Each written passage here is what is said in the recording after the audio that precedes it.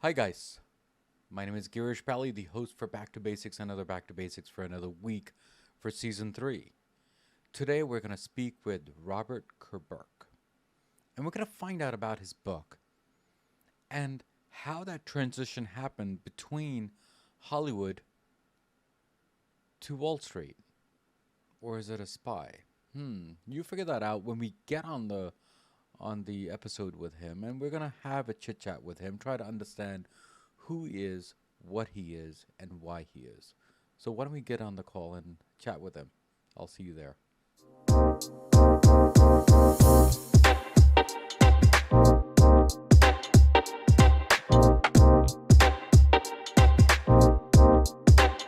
Hi, folks. My name is Girish Bally, the host for Back to Basics.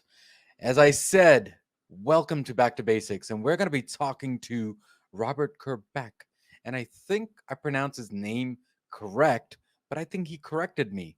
So we're going to go and talk about that as to if I did it right or wrong. So that's another story. But today we have Robert, and we're going to enjoy speaking with him and try to understand how did he come up with this book and why did he come up with this book. Hollywood to spy, Hollywood to Wall Street. We'll figure that out when we get on the call as to why did he come up with that name and what's his purpose.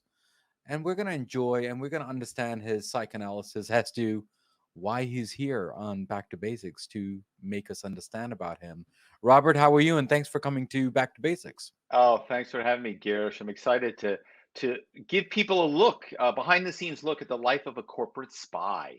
Yeah, thank you so much for being here, Robert. But before we talk about the book and the spy and the corporate life, what does back to basic mean to you?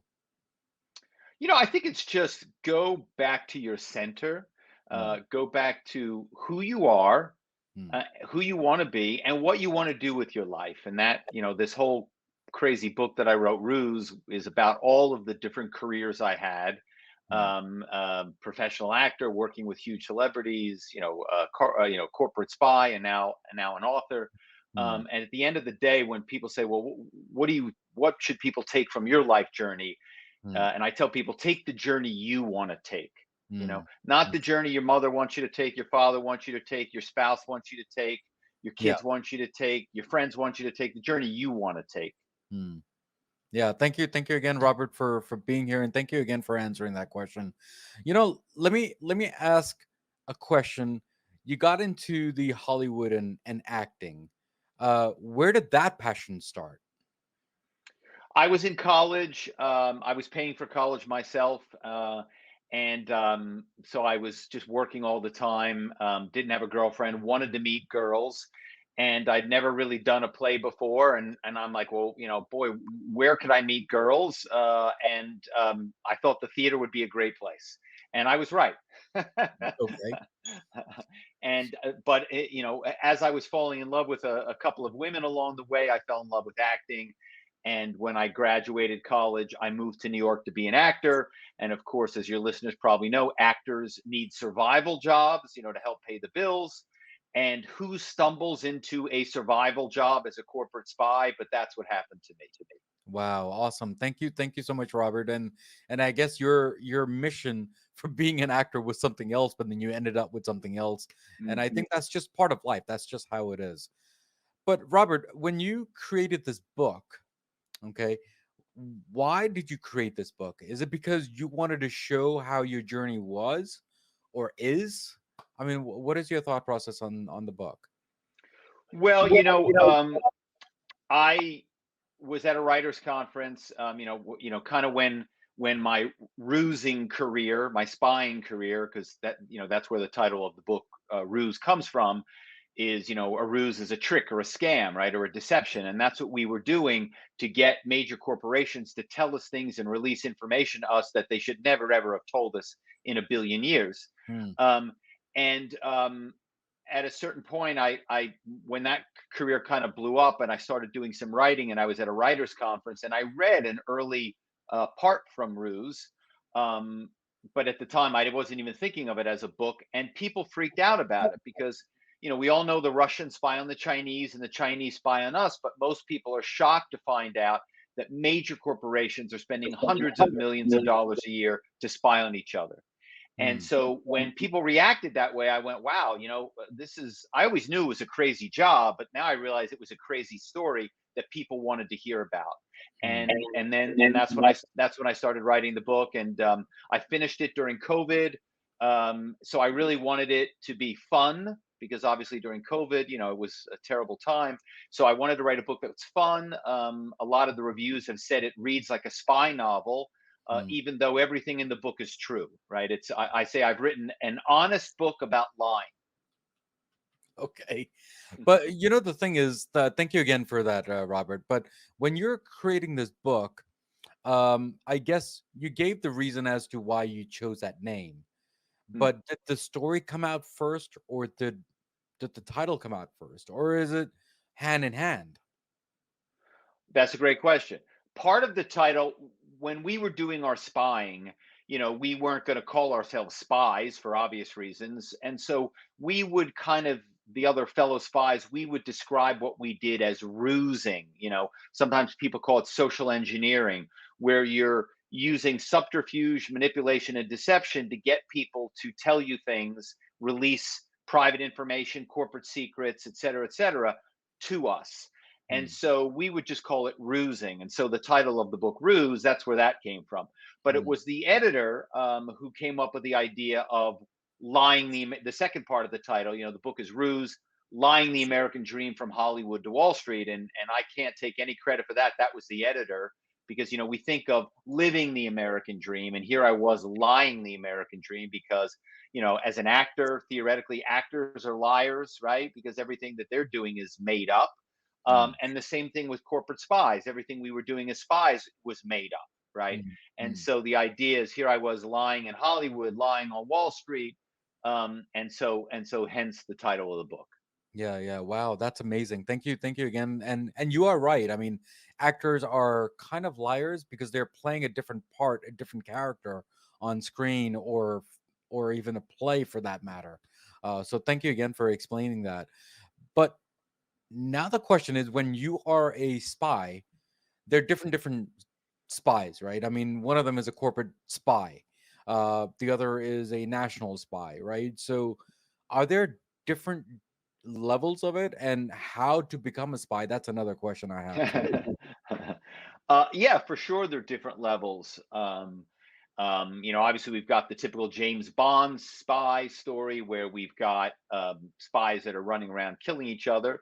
But I recently did a book event with a real spy, Valerie Plame, who was a CIA agent who was outed by the Bush administration way back in 2003. And she Mm. wrote a book called Fair Game that was made into a movie with Naomi Watts and Sean Penn. And Valerie and I did an event together where she was talking about political spying and I was talking about corporate spying. And we were talking about the very dangerous intersection between the two. And we've seen this recently in the news, where individuals come to work, for example, in the United States, but it's in every country, and they Mm. come, they're foreign nationals, they're from whatever country they're from. Recently, some of them were from China, and they come and they get jobs here, and they make it seem like they're, kind of assimilating into America, and they've got this job, and blah, blah, blah. And really, they're selling those secrets back to the Chinese government. Mm. And so there is a form of corporate spying that has a political bent. The corporate spying I was doing was never for other nations, it was always for other corporations. So, you think about, who the top 10 industries are, corporations are in any particular industry, pharmaceutical industry, Wall Street, technology. Well, if you're number 7 or you're number 8, how do you get to be number 1 or number 2, right? Well, Mm. there are a lot of ways to do it, but most corporations, one of the things they do is they hire spies to unlock secrets about what their competitors are doing, what their plans are, what their strategies are, what their pricing is, who their top people are, who their clients are, deals they have in the pipeline, anything and everything that can help the number 7 player in the field move up to number 2, right? Or Mm. number 1. And Yeah. that's what corporations are. That's why corporations are hiring spies. It's big business. But thank you, Robert. But here's a question from me being in a corporate life. Mm. Isn't that a little? the word that I want to use is unethical, and the word that I want to use is, confidentially, right? When you're writing and making sure that it's confidential, right? And you're Yeah. not supposed to give out information. So who who gets sued and who doesn't, and Ah, who gets in trouble and who doesn't, right? And well, how much yeah. information I can you mean, give too? yeah. If your listeners, if your listeners either buy the book or listen to it on Audible, which I recommend because I narrate the audio book myself because it's my story, and so I'm literally talking to you and telling you the story about every authority in the United States coming after me at one point, because they got wind of what I was doing, and it was a pretty intense moment because here I was just an actor with a survival job, and the next thing I know, I had the FBI and the U.S. Marshals and the SEC and all of these people, breathing down my neck. And I Mm, won't spoil it for your readers in terms of what happens there, but yeah, look, it's an unethical job for sure, and I reckon with that in the book a lot. That's part of the reason I wanted to write the book. I wanted to come clean mm, about my past, mm. but it's also, at one point in the early days, we met with an attorney because we were concerned about the legality of the job, and Right. the attorney told us, he said, "Look, it's in the gray. It's in the very, very dark gray."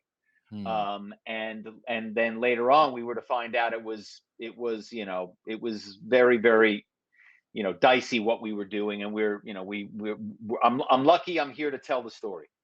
Yeah, yeah. Thank you, Robert. Thank you again. I don't think it was comfortable at all, right? I mean, to tell the story the way you're telling, and the struggles that you went through, and I guess Mm. there's an end finish line, right? And that's how it happened for you. So thank you again for being here and sharing that story.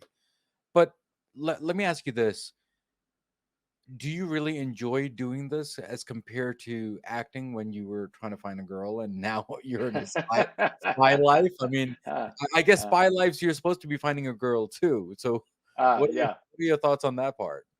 Well, look, I think that I can't say that I enjoyed, lying and tricking people, but there was a certain adrenaline rush from doing it and from getting people to tell you things and release information that was worth, in some cases, hundreds of millions of dollars in secrets that I learned. And, you know, but so yeah, so there was a certain kind of exuberance to those moments, but I'm glad I'm out of it. I've been out of it for a long time now, which is why I can write a book about it, because the statute of limitations for any potential crimes that I may have committed has now passed, and Yeah, that's why I was able to come out with the book now. yeah, yeah, yeah. Thank you again, Robert. The world that we live in now, we don't want to give too much information, right? Mm. Or even less information. So how much and how less is less when it comes to giving information? Well, that's the big question, right? Because there is so much spying that goes on individuals now as well as corporations, right? Right, right, And everybody who's listening today probably got a phishing email today, probably got a phishing text today, probably got a phishing phone call today, right?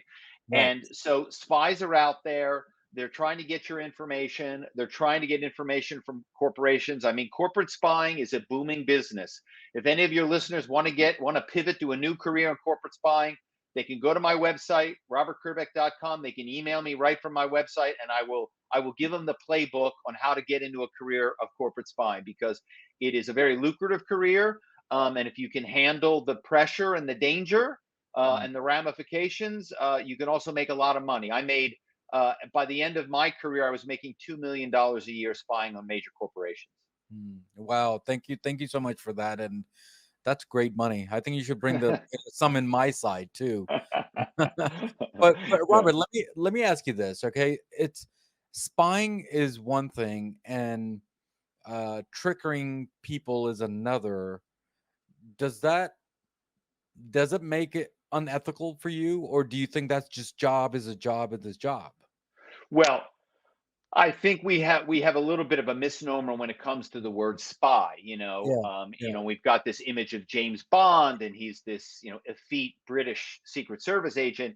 but he's running around lying to people all the time. Everyone in all those movies, they're all lying to each other. They're all Right. trying to deceive each other. And of course, in a Right. James Bond film, they're all trying to kill each other, right? But Right. almost always there's a plot mechanism in that where somebody's trying to steal something, whether it's a nuclear warhead or Mm. whatever. Right. So none of those spies are honest, and so I think in general, if you say you're a spy, you're not being honest. Now, maybe if you're spying on behalf of your country, you can claim that you're doing it for a higher purpose. And Valerie Plame, this former CIA agent, that was her claim, is that yes, she was a spy, and yes, she was lying about who she was and had a fake persona and a fake identity, but she was doing it on behalf of the United States of America, right? Okay, great. Well, well, I wasn't doing it on behalf of the United States of America. I was doing it at first just to Corporate. support me as an actor, and then later on it was to make a lot of money. And so and I write about that in the book, about the ethics of that and the struggles, with that, the basically the moral reckoning.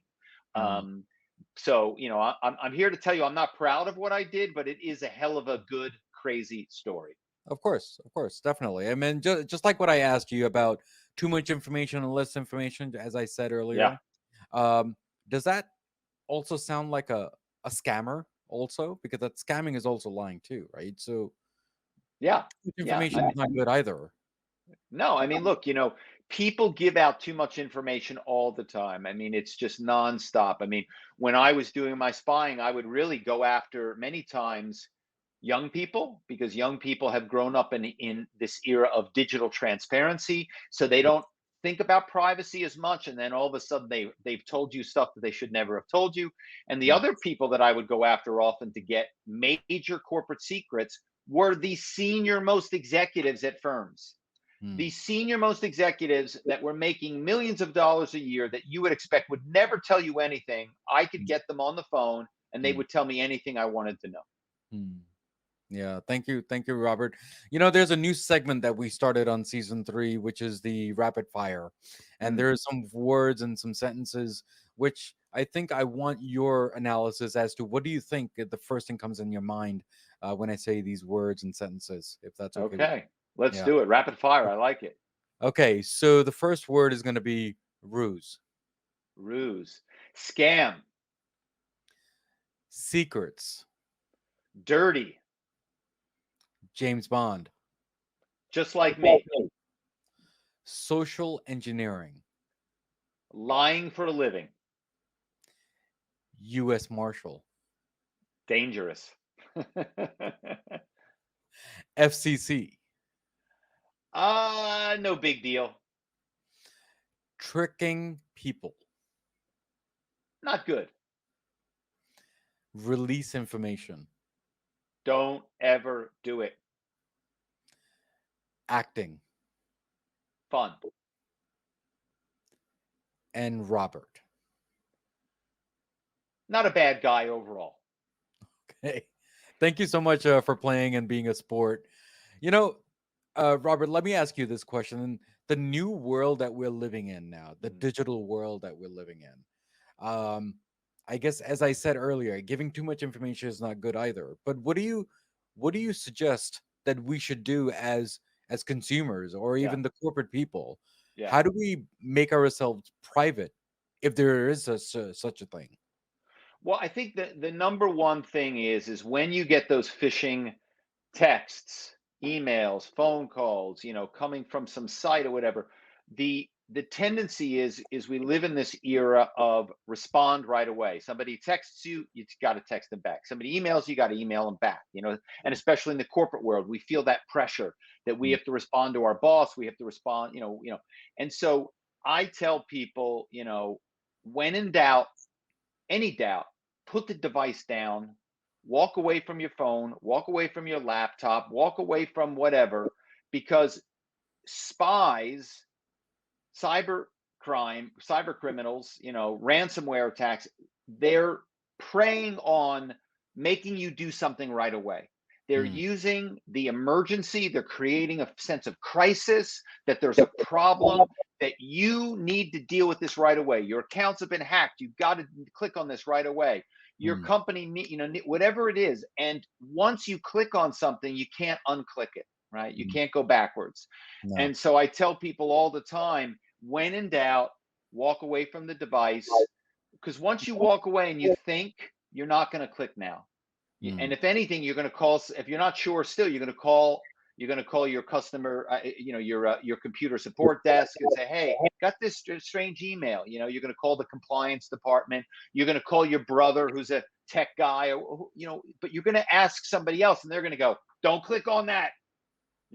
I just read Yeah. about this scam. I heard that, don't, and so I think that's the big thing is anytime something looks suspicious and there's an element of pressure that they're pressuring you to do something, don't Mm. do it. Yeah. The thing is that we teach people all the time not to do stuff and to do stuff and undo stuff and redo stuff and Mm, delete stuff. We keep on going back and forth, and people, they get confused. mm. But how do we how do we make that happen? I mean, this is a long journey, isn't it, Yeah, Doc? I yeah, mean, I've been doing this for my family and my friends and everything else, and it's a tough job. I Some people, they just don't want to deal with it, but then there are other people who deal with it every day, and the people who don't want to deal with it, they get in trouble more than the one who are already in it. What are right. your thoughts on that part? Well, look, I think corporations, and by the way, it's as important for small corporations as large corporations. They must do a better job of training their employees. Look, corporations, large, medium, and small, are spending insane amounts of money on cybersecurity, firewall, encryption, network, server, blah, blah, blah. Great, wonderful. But they're not spending any money or a minuscule fraction of that amount on training their employees, having actual training sessions, showing them examples of breaches, right? Of Mm, what a breach would look like. mm, Having people do what they call penetration testing, and not just penetration testing on computers and mm, phones, but mm, also using good old fashioned people making a phone call. I mm, can get people right now within 45 minutes. I can call your company, Bank of America, and I can find out mm, anything I want to know from somebody on the inside. Because I'm not hacking the computer, I'm hacking the people. I'm going to get them to tell me their passwords, mm, right? mm, That and until corporations are really making an effort to train people and explain why it's so important, I think there are going to be these breaches. And I'm here to tell you that ransomware attacks are not only very costly and can be devastating for a company, especially a small company, but what we're seeing now is ransomware attacks are not just being orchestrated by gangs of individuals in Russia or wherever they might be, mm, mm, but they're actually now being, in a weird sort of way, supported by corporations that are rivals to the firms. mm, So think about that. If I have a big rival in my industry, mm, and I want to really do damage to them, what could be what how could I do any more damage than to shut their systems down for a week while they're, trying to figure out, how they're going to pay this ransom, or how to try to get around the attack, right? right. And so I think we're going to find out pretty soon. I think it's going to be a major bombshell that's going to go off where all of a sudden somebody's going to get caught. A big corporation is going to get caught for literally authorizing a ransomware attack on a rival, not so much to get the money, but to damage them, their systems, and their reputation. Because if, for example, I had a client that's a hospital, small, they had 5 facilities. They Mm, got attacked. Their systems were shut down. They could not operate. They couldn't book an appointment. They mm, couldn't. They couldn't do anything. mm, For I think it was close to 10 days, they couldn't do anything unless mm, they paid this fee. mm, Now, during that 10-day period, when patients are calling that hospital trying to make an appointment, they can't make an appointment. What are they doing? mm, Many of them are going to call another doctor or another hospital or another facility and right. go, look, I'm going to go over here now, right?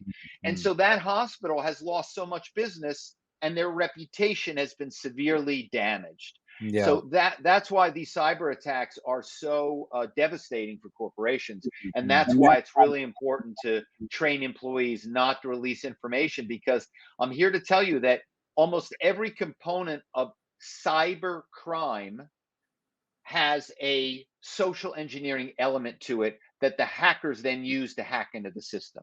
Mm, You that know, is so right, very right. true. So if I can call up and I can understand how your system is set up, how the architecture is set up, how I'm going to be able to penetrate, if I can get information, if I can call you and you're in the technology group and you think I'm somebody offsite in a different office and you start telling me stuff, well, now I share that with my hacking team, because these Mhm. ransomware gangs are usually, it's not one person, it's usually a team of people, a People. little bit like Mission Impossible, where each person has an area of expertise. There's going to be one social engineering kind of expert. There's going to be one hacking expert. There's going to be one person that's maybe on the financial side of things, Mm. and they're working together to take these companies down and also to extract a lot of money out of them.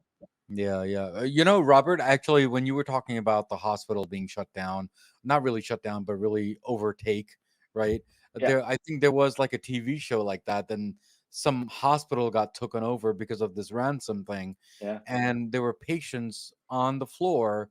They didn't know what medicine to give, and they gave no, the wrong medicine, and that patient passed away. That's a separate story, but yeah, that was a movie, and that was a TV show. yeah. But could you imagine that on real life? I mean, that would be really devastating. Yeah. Well, I'm sure that show was based on real life because, like I said, I personally have experienced that. So, if I personally have experienced a hospital being shut down for 10 days, I'm Mm, sure it's happened in other, I'm sure it's not the first hospital to have that, or the first, whatever business. We're all so reliant on the computer, on these systems. And if you can shut it down, businesses just do the math. And by the way, the cyber criminals do the math too, because a lot of times they get access to your financial records, so they can right. see how much money you have. They can see what your revenues are. They can see how much money you have in the bank. And they're like, okay, this is what it's going to cost you. We know you have more than that. We know this is going to hurt, but we're not taking everything. Mm, they figure out what is there's going to be pain, but the company is most times going to pay that money because they got to get back to work.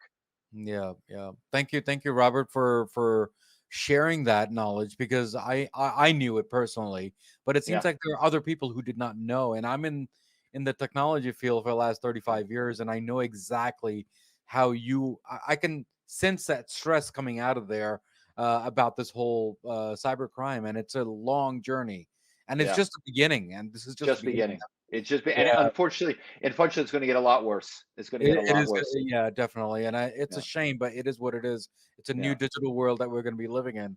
But yeah. Robert, thank you again for being on Back to Basics. But before you leave today, do you have any last words about yourself and all the Back to Basic listeners and your book, obviously? But and how was your journey on Back to Basics too? On top of that.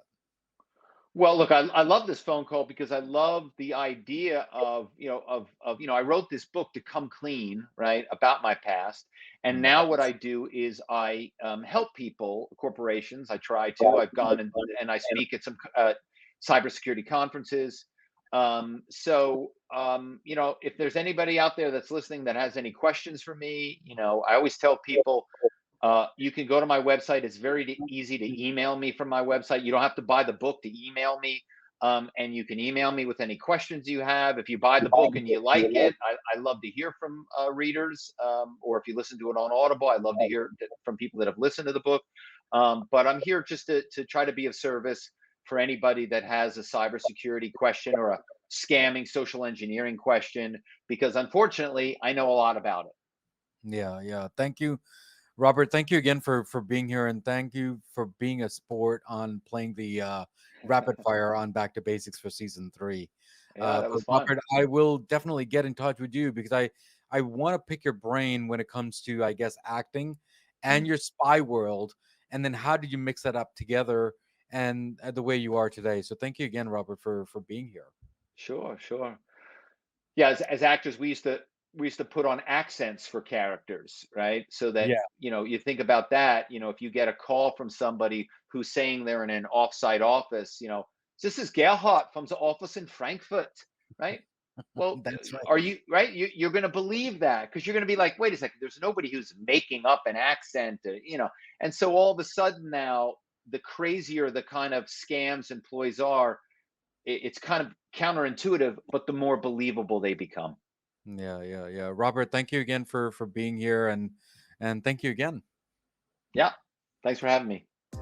So, guys, we spoke with Robert today, and we talked about the basics of, well, cybersecurity. We talked about acting. We talked about his life, and then we talked about the corporate life of how many secrets are there in this world, and how many are there that we're supposed to know or not supposed to know.